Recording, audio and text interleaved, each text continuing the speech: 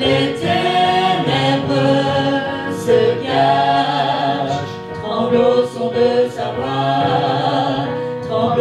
son de savoir. Mon Dieu est si grand, chante avec moi, mon Dieu est si grand, tu t'aideras que Dieu est si grand. Pour t'adorer je vis, pour t'adorer je vis pour t'adorer. Pour t'adorer je vis, pour t'adorer je vis pour t'adorer.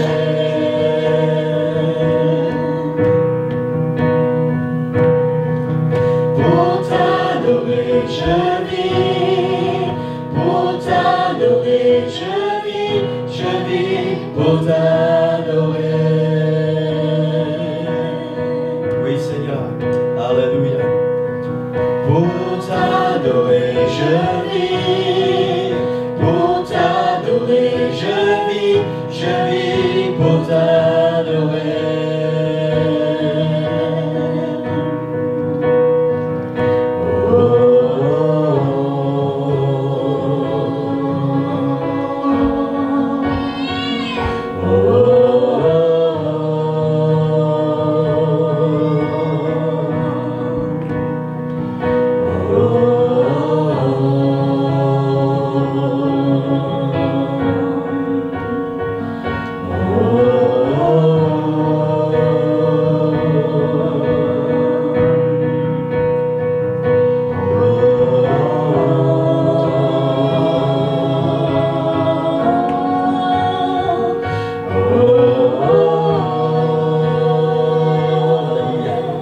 Là, il y a 3 dimanches, parce que dimanche dernier c'était le culte de Noël, le dimanche d'avant c'est Romain qui nous avait apporté la parole du Seigneur. Et vous vous souvenez, c'était quoi la parole du Seigneur que Romain nous a apporté? Ah là, bien, le portier. Portier. Amen, c'était vraiment très très bien. Moi j'ai reçu beaucoup de choses. Amen. Et le dimanche avant, on avait ensemble partagé la première partie de cette prédication. Je bâtirai mon église. Et si vous vous souvenez, pour ceux qui étaient là, j'avais partagé avec vous, je ne sais pas toujours si c'est un rêve ou si c'est une vision.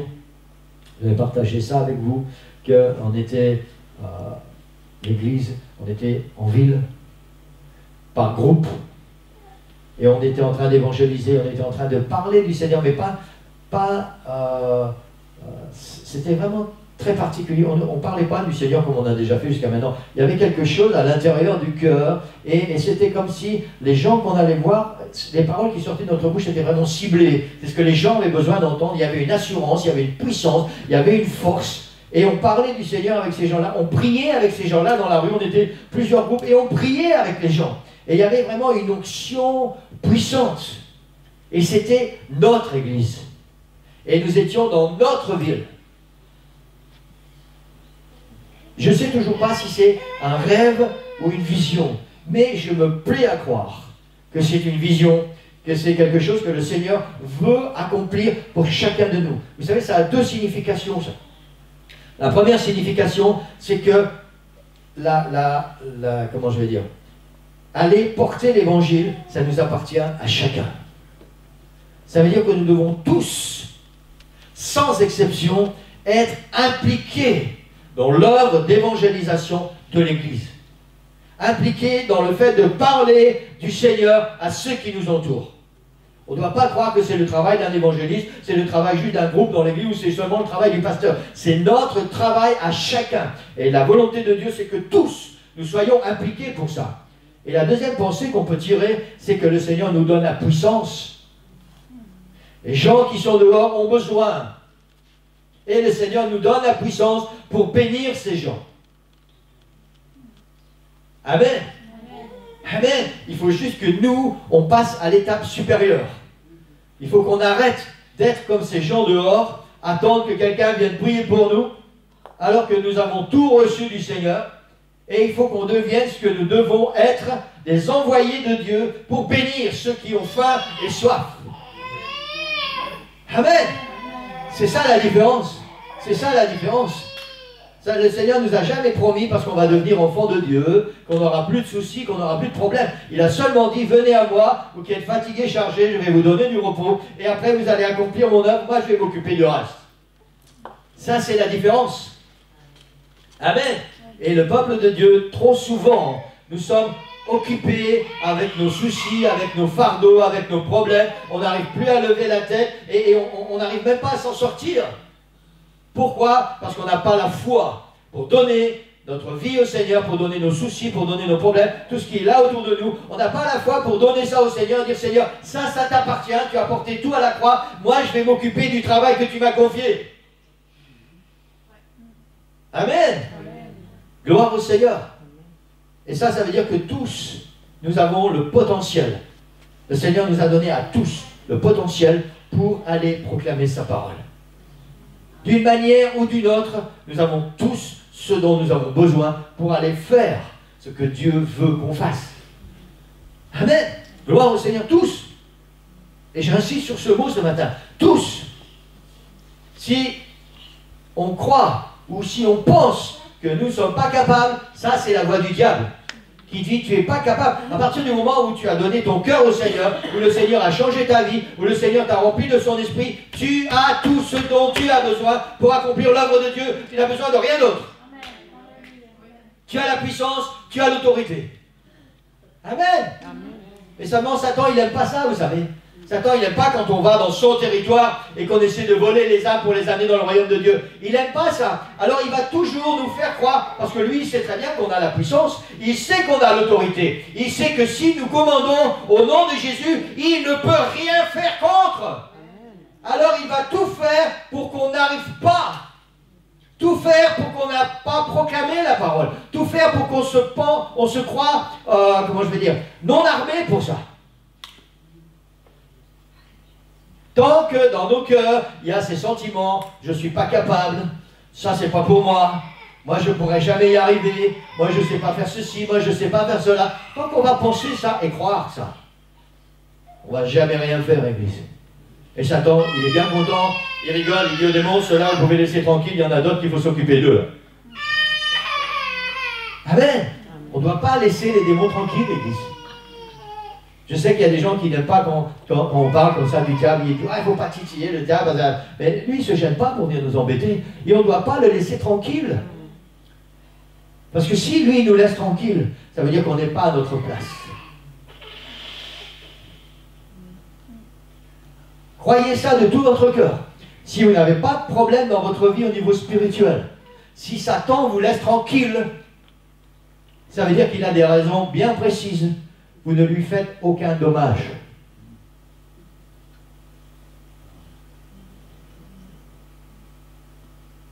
C'est exactement ça. C'est un ennemi, Église. C'est un ennemi. Si notre ennemi nous laisse tranquille, ça veut dire quoi? Ça veut dire qu'il n'a pas peur de nous. Il dit, oh, celui-là, j'ai rien à craindre. Amen. C'est comme ça que ça se passe. C'est pour ça aussi que la Bible dit qu'il faut se réjouir dans l'épreuve. J'arrive toujours pas à le faire. Hein. Je prie, je dis merci Seigneur, mais je ne me réjouis pas. Peut-être un jour j'y arriverai. Mais voilà, quand on a des soucis, quand on a des problèmes, quand on a des attaques, ça veut dire que Satan n'aime pas ce que nous sommes. Ou il n'aime pas ce qu'on a envie de devenir. Mais merci Seigneur, ça veut dire qu'on est sur le bon chemin.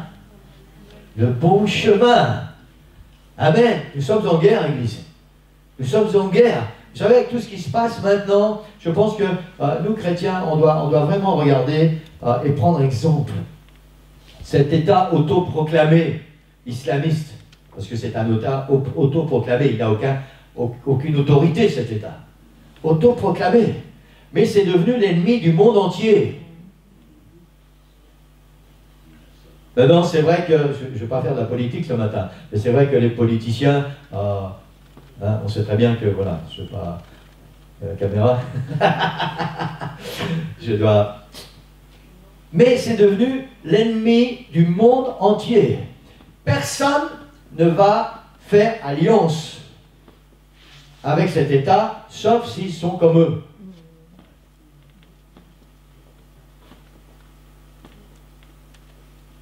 Et nous voyons, avec ce qui se passe maintenant, le résultat du fait qu'on les a laissés faire en pensant que bon, c'était pas bien grave, ça va s'arrêter, de toute façon on va aller bien loin, hein, et puis bon.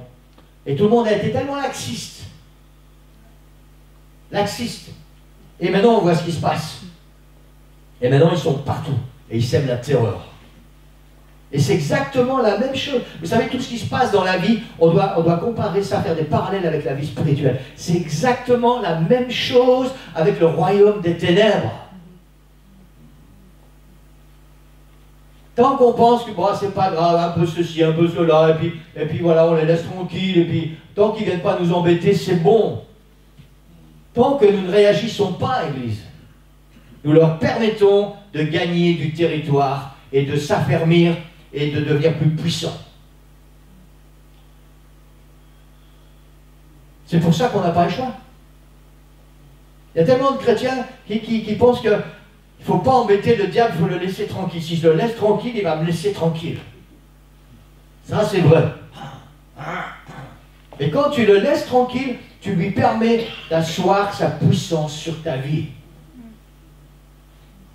Tu lui permets de mettre des chaînes que tu ne vois pas. Tu lui permets de monter des murs autour de toi. Et le jour où tu voudras sortir de ça, c'est trop tard.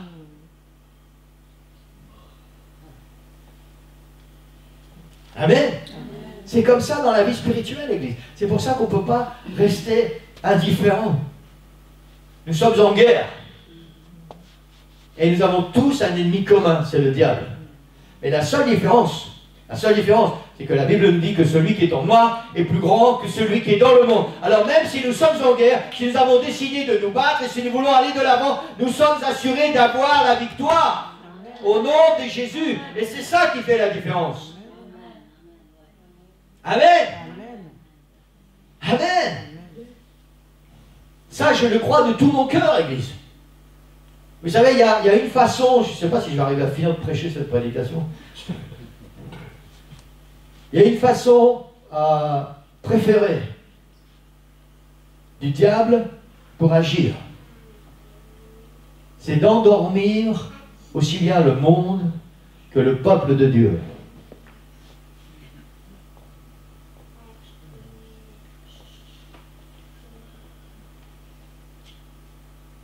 À partir du moment où on a un ennemi, où les camps sont tout à fait opposés, nous ne pouvons pas croire que ce qui peut venir du camp ennemi, c'est bon. Jamais. Jamais. Nous ne pouvons pas croire que même si on n'en fait rien, on peut laisser l'ennemi venir mettre quelque chose chez nous sans que cela ait un impact sur notre vie. Vous connaissez l'histoire du cheval de Troie? Vous ne connaissez pas l'histoire du cheval de Troie? Pour être très bref, c'est deux villes, on va dire deux armées qui étaient en guerre. Il y a une armée qui était en guerre contre la ville de Troie. Et puis, je résume très très vite. Ils n'arrivaient pas à vaincre, ils n'arrivaient pas à entrer. Ils voulaient vraiment détruire cette ville. Et il n'y avait pas moyen. Alors ils ont fait semblant de faire la paix. Et pour faire semblant de faire la paix, ils ont construit un grand cheval et ils leur ont offert un cadeau. Ils ont dit, voilà, on veut faire la paix avec vous et pour donner notre bonne foi, on vous a fait un cadeau, on vous donne un cheval qu'on a construit nous-mêmes. Le cheval de Troie. Et dans ce cheval, il y avait des militaires, des gens de l'armée, cachés. Et les gens de la ville ont ouvert les portes, ils ont entré le cheval à l'intérieur de la ville, ils ont fermé les portes, et quand la nuit est venue, l'ennemi qui était caché à l'intérieur est sorti du cheval, ils ont ouvert les portes de la ville, et ils ont tué tous les habitants de la ville. Vous ne connaissez pas l'histoire du cheval de Troie? C'est vrai, hein? C'est militaire, c'est vrai. Hein? C'est exactement ce que Satan fait avec nous. On ne peut pas croire qu'on va le laisser venir amener quelque chose. Il n'y a rien qui bouge. Bon, c'est pas grave. Ça va de toute façon avoir un impact sur notre vie. Tout ce que Satan nous amène, ça n'est que pour nous détruire. Son objectif, c'est uniquement de nous détruire. Ne croyons pas qu'il peut venir quelque chose de bon de sa part. C'est pas possible. C'est pour ça qu'on doit être très vigilant, l'Église. Très vigilant. Dans tous les domaines. Dans tous les domaines. Cette semaine, j'ai fait voir quelque chose à mon épouse. Et parfois, elle a tendance à croire que j'exagère un peu. Ouais, mais non, elle dit, où est-ce que tu t'en vas là? À partir du moment où on touche au domaine du diable, il n'y a plus rien qui est bon. Il n'y a rien qui est insignifiant. Tout a une importance. Parce que le diable ne fait rien pour rien. Chaque fois qu'il vient et qu'il va essayer quelque chose contre nous, son objectif, c'est de nous détruire. Vous savez, c'est un peu comme cette sorcière qui a amené la pomme à Blanche-Neige. Hein? Une belle pomme, bien belle, apportée avec amour. Mais elle était empoisonnée. C'est ce que Satan fait. Il nous fait croire que les choses sont belles. Il nous fait croire qu'il y a de l'amour. Il nous fait croire que c'est bien, il n'y a pas de problème. Vas-y, mange. C'est ce qu'il a dit à Ève. Mais c'est un cadeau empoisonné. Tout ce qu'il cherche, c'est nous détruire. Et s'il arrive à nous détruire, il va détruire ceux qui sont autour de nous. Amen. C'est exactement ça qui se passe, l'Église. C'est pour ça qu'on ne peut pas se permettre juste un peu. On ne peut pas. Vous savez, la Bible dit que une mouche, dans un grand, comment c'est le nom?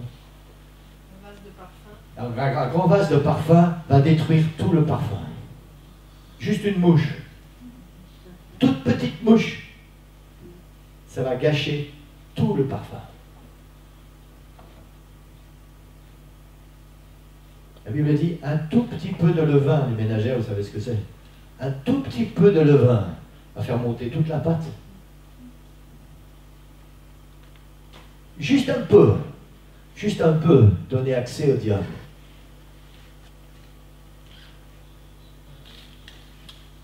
Juste un peu. Et vous savez quoi? Il nous connaît mieux que nous. Il connaît nos points faibles, nos talons d'Achille, comme on dit. Il sait exactement ce qu'il doit faire pour nous avoir. Et on doit être vigilant tout le temps, tout le temps, tout le temps. Je ne sais pas si ça vous intéresse ce que je dis ce matin, ou si ça vous saoule. Mais c'est tellement important. Je plaisante, hein, c'est juste pour vous réveiller un peu. Amen. Tout le monde sait, je pense, que avant que Jésus soit mon idole c'était Johnny Hallyday. Vous savez tous ça, parce que j'en ai déjà parlé souvent. Et vous savez quoi? C'était vraiment une idole dans ma vie. J'ai dû lutter beaucoup pour me débarrasser de Johnny Hallyday. Beaucoup, beaucoup, beaucoup. Et vous savez quoi? Si je ne suis pas vigilant,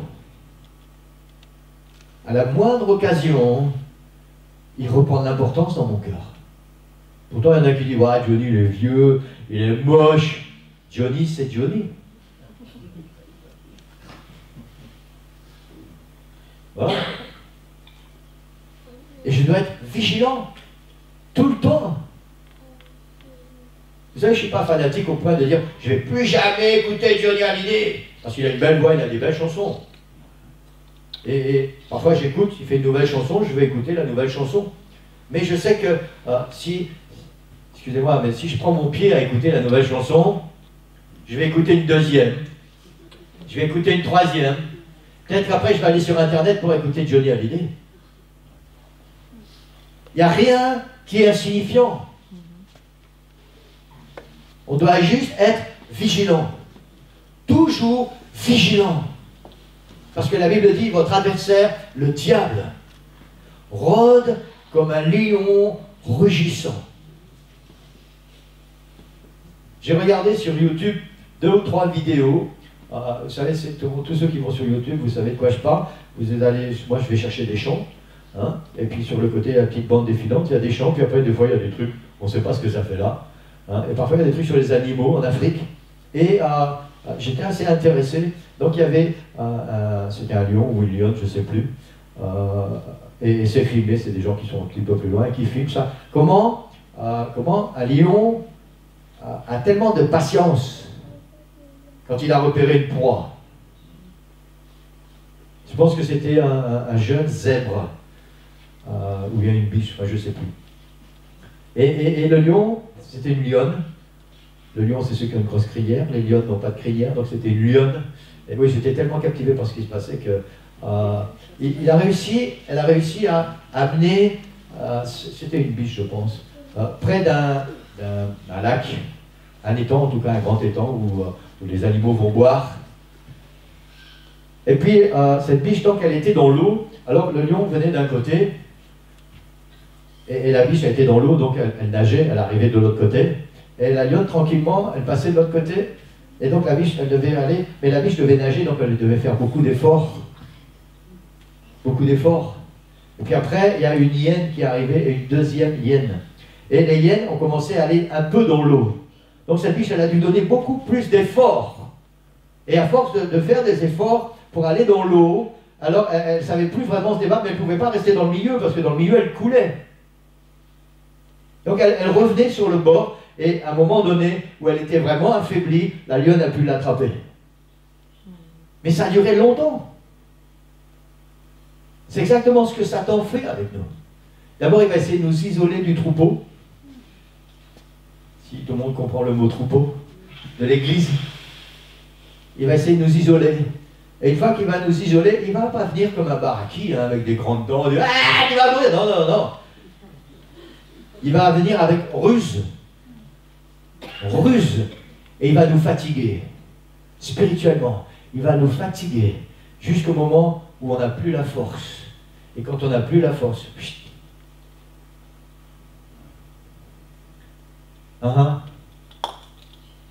c'est exactement ce qu'il fait, l'Église. C'est pour ça qu'on doit être vigilant. C'est pour ça qu'on ne doit rien laisser au hasard. Rien du tout. Parfois, on pense que ce qu'on fait, ce qu'on entend, ce qu'on regarde ou ce qu'on lit, c'est insignifiant. C'est pas vrai. C'est pas vrai. Il y a des façons dont Satan travaille, on appelle ça des messages subliminaux, où il envoie des choses à l'intérieur sans que personne s'en rende compte. Il vient pénétrer notre âme et on s'est rendu compte de rien. C'est pour ça qu'on doit être très vigilant, on doit faire très attention à l'Église. À tout. À tout. C'est pour ça qu'on doit être près du Seigneur. Près du Seigneur. Il y a des gens qui pensent qu'il ne faut pas devenir fanatique, il ne faut pas non plus que ton Jésus, ça devienne...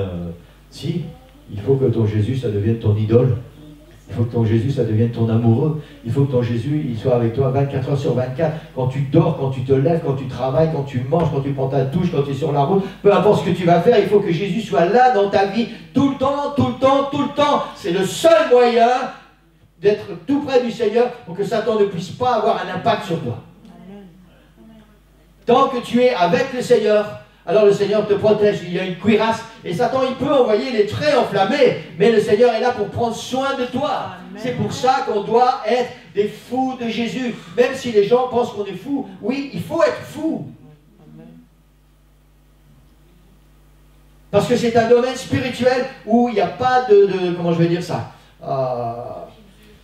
non. Oui, demi-mesure, mais ce n'est pas le mot que je cherche.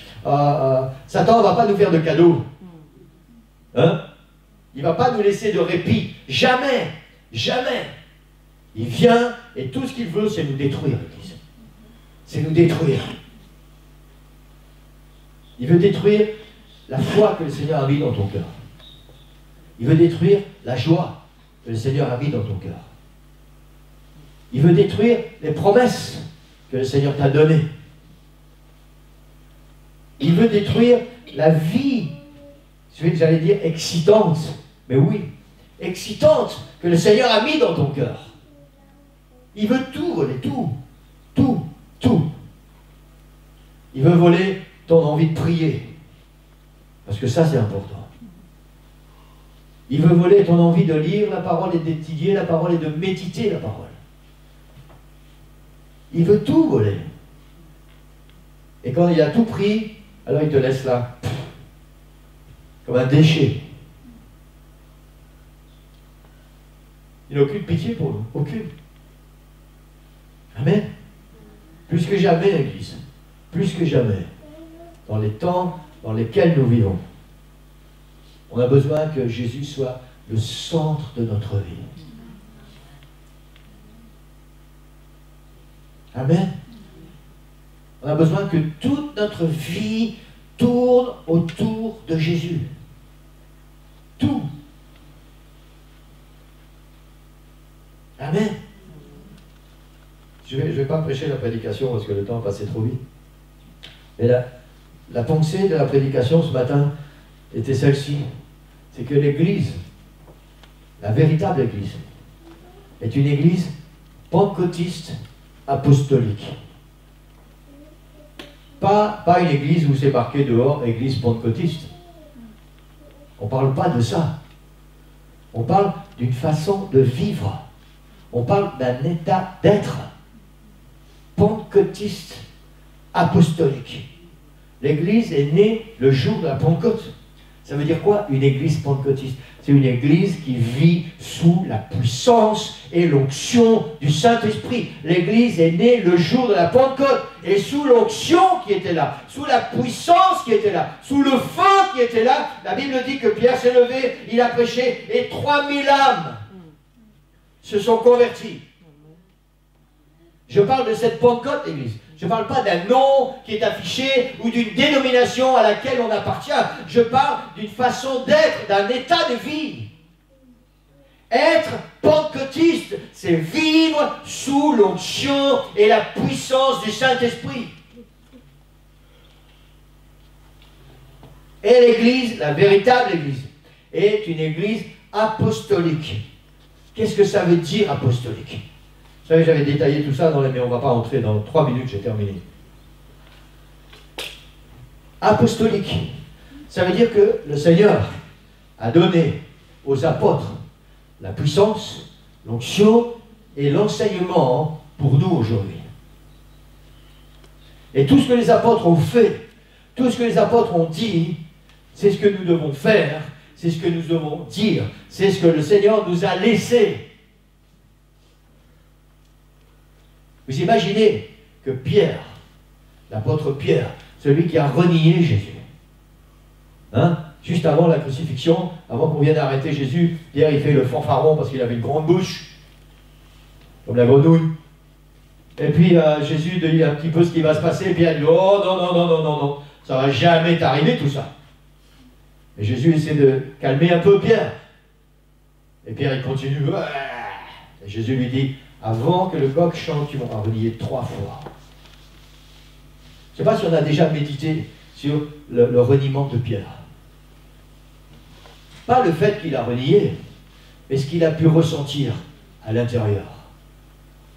Parce que malgré qu'il a renié Jésus, Pierre aimait Jésus de tout son cœur. C'est à lui que Jésus a donné les clés. Et cet homme qui s'est repris en main, qui est avec les 120, ont reçu la puissance et l'onction du Saint-Esprit le jour de la Pentecôte. La Bible dit que Pierre, quand il passait dans la rue, on mettait les malades dans le sens du soleil pour que son ombre couvre les malades et les malades étaient guéris. Amen. Ça, c'est l'église pentecôtiste apostolique. Pierre arrive à la porte du temple, tout le monde connaît ça. Il regarde cet homme et il dit, j'ai pas d'or, j'ai pas d'argent, mais j'ai quelque chose. Au nom de Jésus-Christ, lève-toi et marche. C'est tellement facile, on connaît l'histoire par cœur. Mais si on devait faire ça, et c'est ça l'église, c'est à ça que le Seigneur nous appelle. C'est pour ça que Satan ne veut pas nous laisser tranquilles, parce qu'il sait à quoi le Seigneur nous appelle, et il sait que si nous sommes dans les plans de Dieu, si nous sommes dans la volonté du Seigneur, alors rien ne pourra nous arrêter. Rien, Église. Même pas si on vient nous arrêter, nous emprisonner et nous mettre des chaînes aux pieds avec des portes en fer. La Bible dit que pour Pierre et Silas, pour Paul et Silas, le Seigneur a envoyé un ange. L'ange est venu, il a ouvert les portes, il a fait tomber les chaînes. Et avec Pierre, il l'a mis dehors, il l'a conduit. Et Pierre s'est retrouvé dehors, il dit, mais qu'est-ce que je fais ici? Je suis libre. Amen. Mais ça, c'est rien. Parce que la Bible dit que contre l'Église, même les portes de l'enfer n'ont pas de pouvoir. N'ont pas de pouvoir. C'est à ça que le Seigneur nous appelle, lui. C'est pour ça que Satan fait tout pour nous éloigner de notre consécration. Maintenant, je vais être un peu plus précis. Pourquoi nous croyons qu'on est tellement occupé avec tellement de choses, on a tellement de choses à faire et on a tellement de points d'occupation dans la vie? Pourquoi nous croyons ça? Le travail, la maison, les enfants, et je sais quoi encore. Parce que Satan sait très bien que tant qu'on est occupé avec ça, on n'est pas sur nos genoux à chercher la puissance du Seigneur et à travailler contre l'enfer, à être ce que nous devons être. Amen. Il sait très bien ça. C'est pour ça que le Seigneur dit qu'on ne doit pas chercher premièrement le monde. Le Seigneur a dit chercher premièrement le royaume et la justice. Et tout le reste vous sera donné en plus. Tout le reste. On peut courir après tout ce que la terre peut nous offrir, Église. On peut même posséder tout ce que la terre possède. Si c'est pour aller en enfer, ça va nous servir à quoi? À quoi? Maintenant, je ne suis pas en train de dire qu'on ne doit pas acheter une maison, je ne suis pas en train de dire qu'on ne doit pas acheter une voiture, je ne suis pas en train de dire qu'il ne faut pas aller travailler. Ne me faites pas dire ce que je n'ai pas dit. Il faut juste que toutes ces choses de la vie ne viennent pas voler le temps qui appartient à Dieu, l'argent qui appartient à Dieu, l'énergie qui appartient à Dieu, et ne viennent pas nous empêcher d'aller sauver ceux qui attendent après nous. Amen. C'est important, Église. On est tellement focalisé avec toutes ces choses-là. Toutes ces choses. Je n'ai toujours pas retrouvé, tu sais, le bouquin là, que tu m'avais donné. C'est pas celui-là, je l'ai acheté, je l'ai lu, c'est pas celui-là, c'est un autre. Mais je l'ai lu. Voilà. Satan, l'objectif de Satan, c'est de détourner notre esprit. De nous focaliser avec des choses qui n'ont rien à voir avec le royaume de Dieu. Il va tout prendre. Le temps, l'énergie, l'argent, la santé, tout. Tout. Et à un moment où ça va arriver, il n'y a plus rien pour le Seigneur. Il n'y a plus rien. Amen. Maintenant, c'est à nous de savoir. Et je vais terminer avec ça. C'est à nous de savoir ce qu'on veut. Vous savez, moi, je vais rester avec plusieurs rêves. J'ai toujours rêvé d'une vieille fermette avec des pierres bleues partout. Grande cour avec des grands bacs en pierre bleue. J'ai toujours rêvé ça. Mais très certainement que j'irai au ciel avant d'avoir ça. Vous savez quoi? Au ciel, je suis certain que celle que Jésus est en train de me préparer, ça sera autre chose. J'ai toujours rêvé d'un gros 4x4. Toujours. Pour la frime. Pour le fun.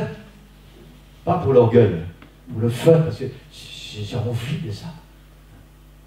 Mais je crois que j'irai au ciel sans 4x4. Et certainement que mon moyen de locomotion au ciel, ce sera autre chose qu'un gros 4x4.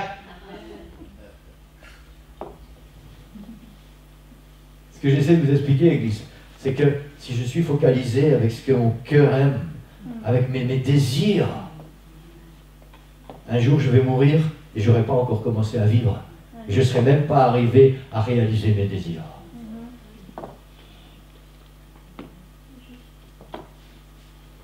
Amen. Le Seigneur a des grandes choses pour nous. Des grandes choses.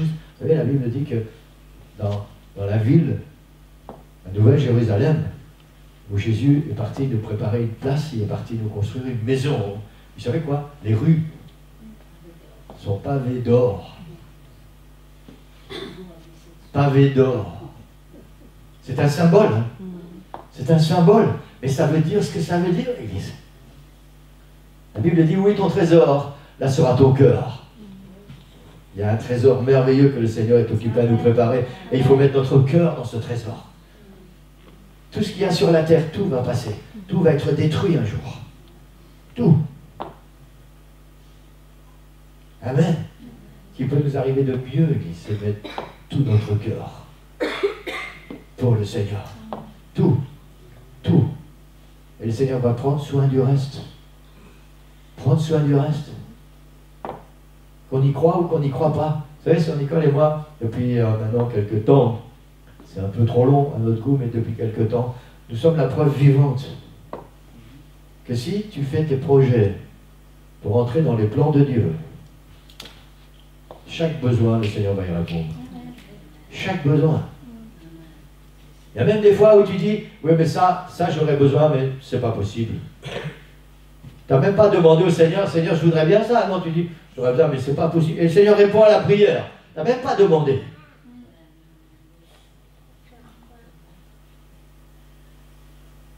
Et je voudrais vous encourager vraiment, Église, ce matin. Je voudrais qu'on puisse tous se mettre debout.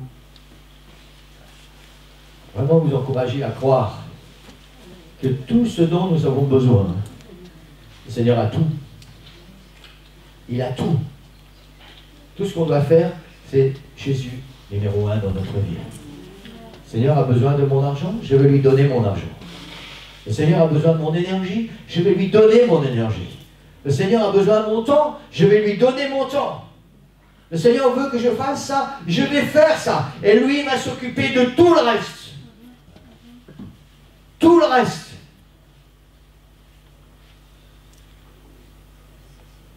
C'est pas toujours facile de vivre comme ça, Église. Mais je crois que dans les temps dans lesquels nous vivons, parce que le Seigneur revient bientôt, nous allons de plus en plus devoir vivre comme ça. Parce que l'Église va devoir être séparée du monde. Le Seigneur vient chercher une Église pentecôtiste apostolique, remplie du Saint-Esprit, qui accomplit son travail. Son travail. Amen. Amen. Je ne sais pas ce qu'il y a dans votre cœur ce matin, mais je sais que pour 2016, je vous l'ai déjà dit et je le répète, le Seigneur a des choses merveilleuses, merveilleuses en prévision. Il a préparé des sacs, des grands sacs, pour tous ceux qui vont dire, Seigneur, tu as besoin de moi, je suis là. Peu importe ce que Dieu va nous demander, Seigneur, tu as besoin, je suis là. Amen. Amen. Et le Seigneur cherche ce matin des hommes et des femmes qui vont dire, Seigneur, 2015 c'était bien, mais ce n'était pas ce que tu voulais. Moi je veux entrer dans tes plans. La pensée pour 2015, c'est suivre Jésus pour entrer dans notre destinée. Entrer dans notre destinée.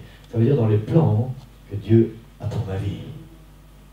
Pas mes plans à moi, ses plans à lui. Ses plans à lui. Et le Seigneur cherche ce matin des hommes et des femmes qui vont dire, Seigneur, moi je veux entrer dans ma destinée. Ma vie ne me convient pas, Seigneur. Je ne suis pas satisfait avec ma vie. Je ne suis pas satisfait avec ce que je fais pour toi. Je ne suis pas satisfait avec si peu ta présence. Je ne suis pas satisfait de ce que je ressens spirituellement. Je veux plus, Seigneur. Je veux plus de toi. Je veux aller plus loin. Je veux aller plus haut. Je veux travailler, Seigneur. Je veux faire ce que tu attends de moi. Je veux entrer dans ma destinée, Seigneur.